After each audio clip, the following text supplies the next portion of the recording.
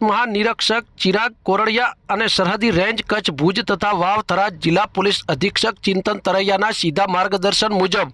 જિલ્લામાં દારૂ જુગારની પ્રવૃત્તિને નેસ્ત નાબૂદ થાય તે અંગે કડક અમલવારી કરવા સૂચના કરતા એજી રબારી પોલીસ ઇન્સ્પેક્ટર એસઓજી શાખા તથા સ્ટાફના માણસો પેટ્રોલિંગમાં હતા તે દરમિયાન મળેલ ચોક્કસ બાતમી હકીકત આધારે એસઓજી પોલીસે કિરણભાઈ કરશનભાઈ રાજપૂત રહે જેતડા તાલુકો થરાદવાળાના ખેતરના રહેણાંક ઘરે રેડ કરતા અલ્ટો ગાડી નંબર